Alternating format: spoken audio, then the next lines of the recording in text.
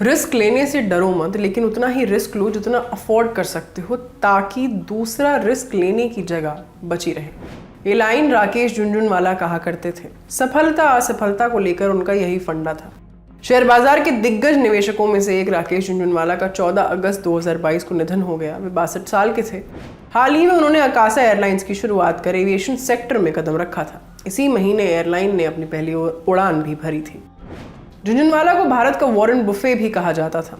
Forbes की list के मुताबिक वे भारत के 36वें सबसे अमीर व्यक्ति थे। उनकी कुल संपत्ति 43,000 करोड़ रुपए की थी। आकाशा एयरलाइन को पिछले साल अक्टूबर में केंद्र सरकार ने मंजूरी दी थी। इस मंजूरी के कुछ दिन पहले ही राकेश झुनझुनवाला अपनी पत्नी रेखा झुनझुनवाला के साथ प्रधानमंत्री नरेंद्र मोदी से मिले थे। पीएम से मुलाकात की उनकी तस्वीर की खूब चर्चा हुई थी। किसी ने तस्वीर में प्रधानमंत्री के खड़े रहने और किसी ने राकेश झुनझुनवाला की शर्ट को लेकर सवाल किए थे। तस्वीर में उनकी शर्ट मुड़ी हुई नजर आ रही थी। हालांकि बाद में इंडिया टुडे कॉन्क्लेव में उन्होंने बताया था, सच तो यह है कि वो शर्ट ही ऐसी थी, मैंने इस्त्री कराई थी 600 रुपए लगाकर, इसके बाद भी उसमें सिलवटें पड़ गई तो मैं क्या कर सकता हूँ, मुझे इससे क्या फर्क पड़ता है, मैं तो ऑफिस भी शॉर्ट्स पहन कर जाता हूँ। राकेश झुनझुनवाला ने उसी कॉन्क्लेव के दौरान ये भी कहा था कि वे शेयर मार्केट की ट्रेडिंग से रिटायर होने के बाद स्विमिंग करना चाहते हैं, डांस सीखना चाहते हैं और अपनी मर्जी की जिंदगी जीना चाहते हैं। बताया जाता है कि वे नियमित रूप से योग भी करते थे। एक इंटरव्यू के दौरान राकेश झुनझुनवाला ने कहा था, हूं तो मैं एक सीनियर ऑफिसर का बेटा लेकिन मारवाड़ी अग्रवाल हूं।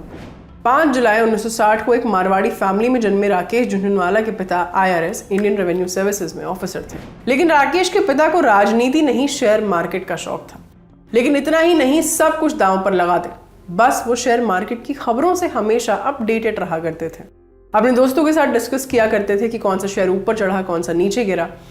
इनकी बातें सुनकर राकेश पर भी शेयर मार्केट का भूत सवार हो गया। तब कुछ भी ऑनलाइन तो होता नहीं था। शेयर्स के भाव अगले दिन अखबार में लिखे आते थे। ये 12 साल का लड़का रोज पेपर में शेयर्स के भाव देखता। पापा ने उसके इस शौक को देखकर कहा कि तुम कल के भाव प्रिडिक्ट करो। लड़के की भविष्यवाणियां सही रहती या गलत ये महत्वपूर्ण नहीं है, महत्वपूर्ण ये है कि उसका शौक बढ़ता चला गया। वो शेयर और उनकी कंपनी के फंडामेंटल्स पढ़ने और फॉलो करने लगा। एक दिन पिता से कहा कि मैं शेयर मार्केट में अपना करियर बनाना चाहता हूं। जैसे कि राकेश झुनझुनवाला ने खुद अपने एक इंटरव्यू में बताया कि उनके पिता काफ़ी डेमोक्रेटिक थे, लेकिन फिर भी उनके पिता ने उन्हें शेयर मार्केट में अपना करियर बनाने से पहले कोई प्रोफेशनल कोर्स कर लेने की सलाह दी थी। साथ ही उस वक्त ट्रेडिंग करने के लिए मना कर दिया था। दोस्तों से पैसे उधार लेकर न करने लग जाए, इसीलिए दोस्तों को भी उधार देने से मना कर दिया था। चाल काम आई, बेटे ने अपने बड़े भाई की तरह ही CA का कोर्स किया और फिर पिताजी बोले, यहाँ मुंबई में हमारा घर है तो तुम्हें रहने की दिक्कत होगी नहीं, हालांकि पैसा मैं तुम्हें एक फूटी कौड़ी नहीं देने वाला। 1985 का साल। बेटा राकेश दलाल स्ट्रीट में अकेला, ना कोई जॉब ना कोई क्लाइंट। अपने भाई से संपर्क किया। भाई ने अपने क्लाइंट्स में से कुछ को राकेश से कनेक्ट करवाया। राकेश इन क्लाइंट से बोले, मैं 18% रिटर्न दूंगा, जबकि अच्छे से जानते थे कि अच्छी से अच्छी इन्वेस्टमेंट स्कीम भी 10 से 12% रिटर्न्स नहीं देती। पर फिर भी कोई नए घोड़े पर दाव क्यों ही लगाएगा। खैर एक लेडी क्लाइंट मिली, 2.5 लाख का इन्वेस्टमेंट करने को तैयार थी, लेकिन एक मुश्त नहीं। फिर अगला क्लाइंट मिला, 10 लाख रुपए इन्वेस्ट करने थे उसके। इस 10 लाख रुपए से राकेश झुनझुनवाला ने सिर्फ 1 साल में 30 लाख बना डाले और यहीं से उनकी गाड़ी चल पड़ी। राकेश झुनझुनवाला 1990 का बड़ा इंटरेस्टिंग किस्सा बताते हैं। उनकी पत्नी रेखा ने उनसे कभी किसी चीज़ की मांग नहीं रखी, बस पिछले कुछ सालों से चाह रही थी कि उनके कमरे में AC लग जाए। इस साल मधु दनवट्टे का बजट था। लोगों को लगा कि अच्छा नहीं होगा, पर राकेश झुनझुनवाला को इससे अलग लग रहा था। उन्होंने तत्कालीन PM VP सिंह के निर्णयों को भी क्लोजली ऑब्जर्व किया था। 3 करोड़ रुपए थे उनके पास। बजट वाले दिन सारे मार्केट में लगा डाले। जैसे जैसे बजट आता रहा, राकेश के पैसे बढ़ते रहे। रात के 9 बजे नेट वर्थ देखी तो पता चला अंटी में 20 करोड़ रुपए आ चुके थे। रात को 2 बजे घर पहुंचे और अपनी पत्नी रेखा से बोले, अपना AC आ गया। ऐसा नहीं है कि उनके पैसे हमेशा बढ़ते ही रहे, ऐसा भी नहीं है कि उन्हें सिर्फ सफलताएं ही हाथ लगी। वो खुद कहते हैं, मैंने बहुत बार शेयर्स बेचे हैं सिर्फ नुकसान भरने के लिए। 2012 में जब उन्होंने एप्टेक में अपनी हिस्सेदारी बेचनी चाही तो अंतिम समय में डील कैंसिल हो गई थी। ऐसे ही A to Z कंपनी में भी उन्हें 150 करोड़ रुपए का घाटा उठाना पड़ा था।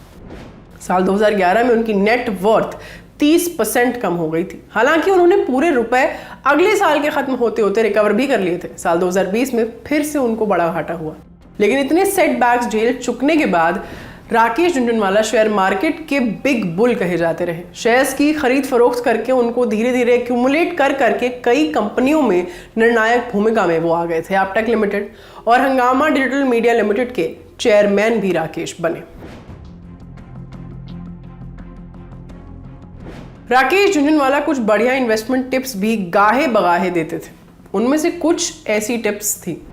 अगर एक्सपर्ट नहीं हो तो म्यूचुअल फंड के रास्ते शेयर में इन्वेस्ट करो। हाँ, अगर खेलना ही है तो 5% कैपिटल से जुआ खेलो, बाकी म्यूचुअल फंड में इन्वेस्ट करो, या फिर फुल टाइम इन्वेस्टर बन जाओ, स्टडी करो।